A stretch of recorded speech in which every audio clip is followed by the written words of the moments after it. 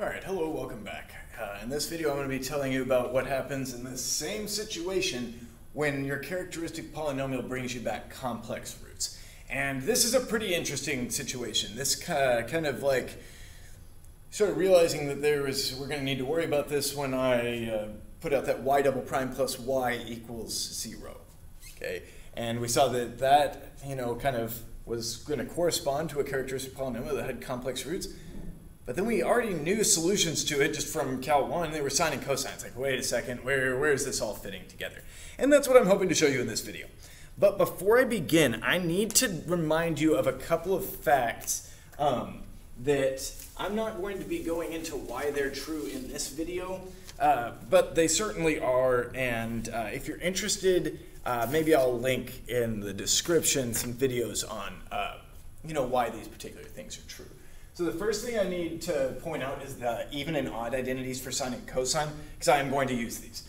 Okay, so just a couple of trig identities is that the sine of negative theta is equal to the negative sine of positive theta. That's because sine is an odd function. Okay, we've seen that fact before. We know about the graph of it, and we know that it's Taylor polynomial has only odd degree terms, so that's something.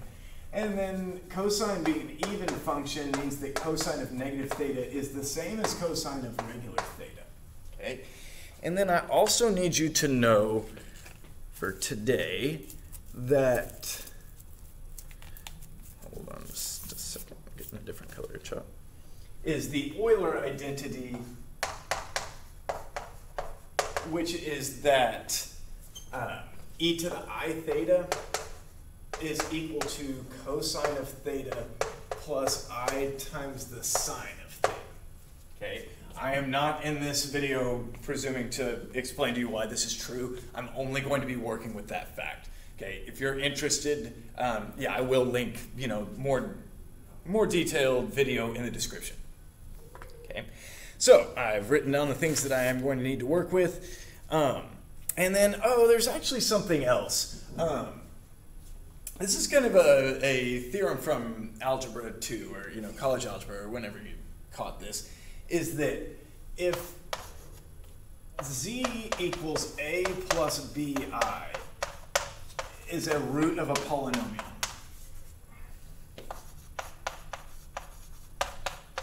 then the complex conjugate z bar equals a minus bi will also be a root of the polynomial.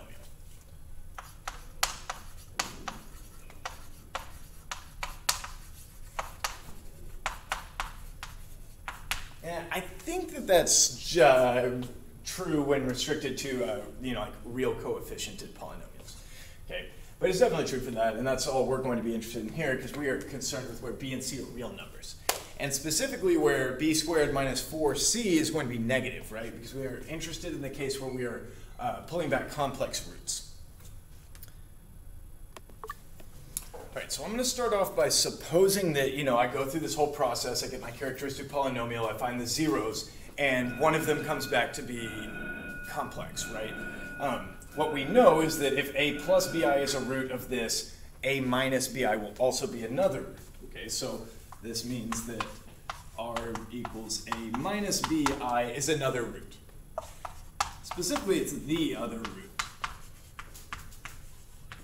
And if you think about how the quadratic formula works, it should kind of reconcile with that. Okay, so a minus bi is the other root, meaning that my two solutions are going to be y1 is c1 e to the a plus bi t, and y2 is equal to c2 e to the a minus bi t.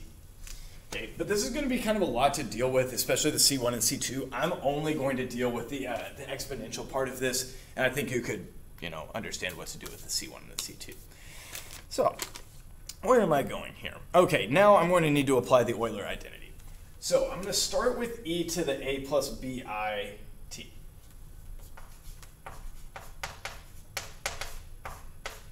That's e to the at plus bit. So I'm going to just, all right, just write it like that. And, well, e to the at, there's not anything I'm going to be able to do with that with the Euler identity. But e to the bt times I, okay, bt is basically the theta, and I'm going to put it in there. So this is e to the at multiplied by cosine of bt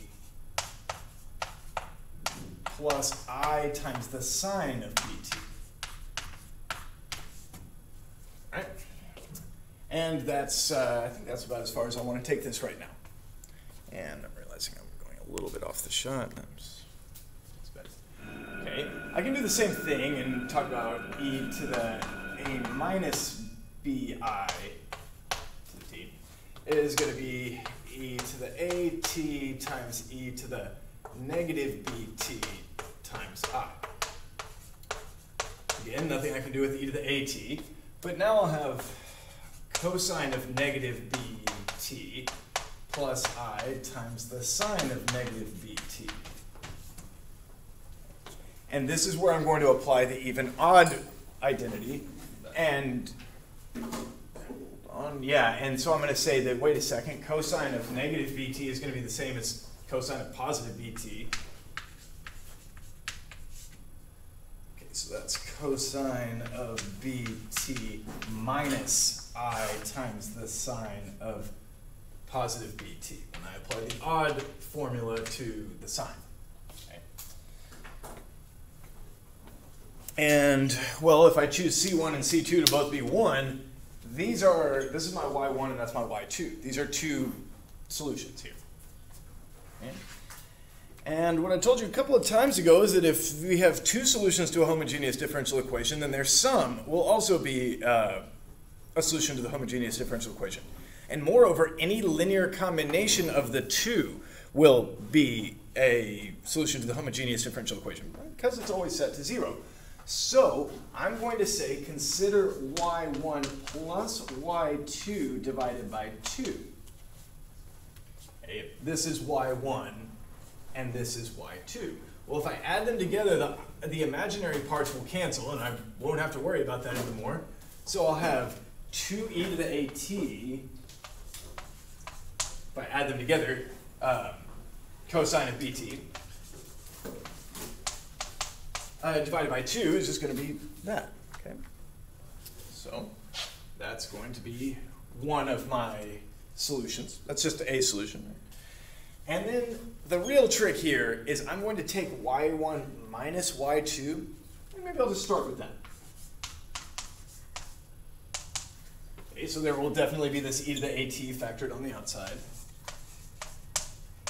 And then I'll be left with, okay, if I subtract them, I'll have cosine of bt minus cosine of bt, that will be 0. And if I take I sine of bt minus negative I sine of bt, I'll have 2I sine of bt. Okay? But it's like, didn't see any i's in the beginning. Hopefully I can get a solution that doesn't have any i's in the end. And so I'm going to consider what would happen if I divided this by 2I. Well, that was why a couple of videos ago I said that I was interested in a linear combination of y1s and y2s where c1 and c2 were really just any kind of constants, not necessarily real numbers, right? So I'm going to take the, 1 over 2i of each of them and then subtract them, and that will give me just e to the at times sine of bt. Right? So I'll be dividing away the 2i. And if we look at these are linearly independent solutions. Right? If I call this y3 and y4, y3 and y4 are pretty clearly linear independent because you can't take, cosine of bt and multiply it by some constant and get sine of bt. Right? It's just not going to work. So in taking it back to the y double prime plus y equals 0,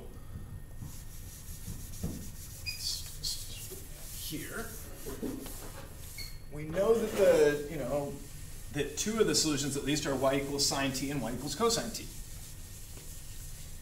And now that we're thinking about it, those are linear independent solutions, so those kind of have to encapsulate the general solution. But it does, it's just like right up to what we've been talking about over here. So y double prime plus y equals 0. Characteristic polynomial is r squared plus r squared plus 1 equals 0. And then that gives me r is equal to I, or r is equal to negative I. Okay? So in going over here and using that type of solution, I'm going to have, you know, like my first one is e to the at. Well, what is at? Remember, it's a plus bi, so it's 0 plus 1i. E to the 0t times cosine of bt. What is b? It's the number of i's, which is 1. Okay. Right. Yes.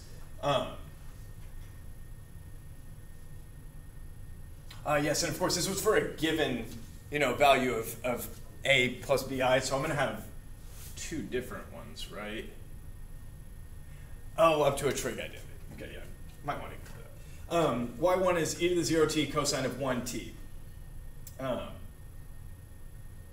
But then I could also have y2 is equal to e to the 0t times the sine of 1t.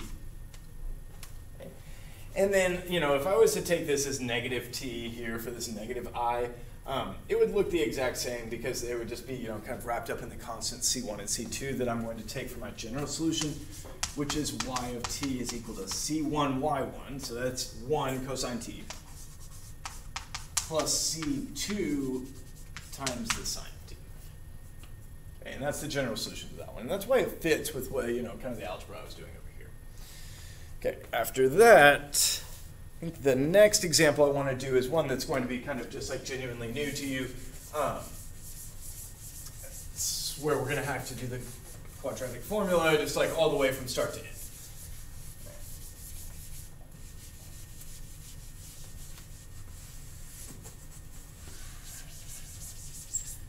So it's, what is it? It's going to be y double prime minus 2y prime plus 2y is 0.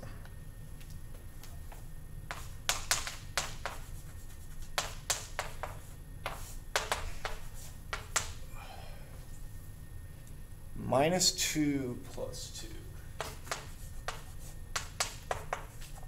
2. Okay, you're going to go over to your characteristic polynomial.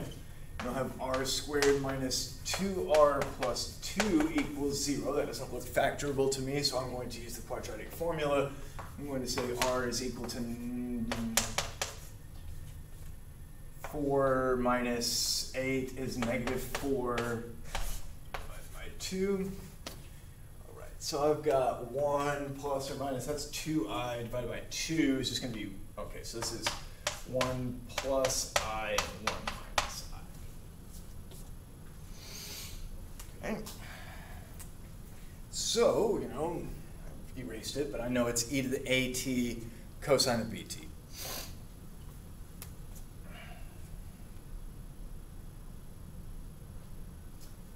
Yeah, and then because of, you know, the other b is always off by a negative because of that theorem of algebra where, you know, if a complex number is a root, then its conjugate is also a root. We won't have to really worry about this second guy right here.